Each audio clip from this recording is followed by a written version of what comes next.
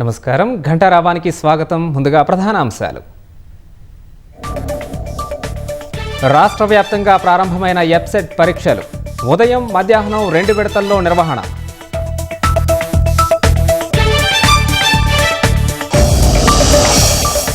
కాళేశ్వరం నివేదికలపై ప్రభుత్వం మథనం.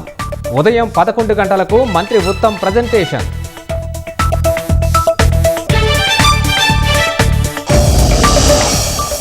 మేడ్చల్లో ఓ table fan పరిశ్రమలో అగ్ని ప్రమాదం.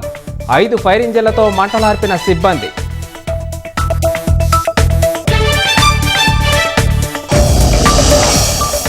ఉత్తర తెలంగాణలో ఠారెత్తిస్తున్న ఎండలు. 44 డిగ్రీల ఉష్ణోగ్రతల నమోదు. వడదెబ్బకు 3 మృతి.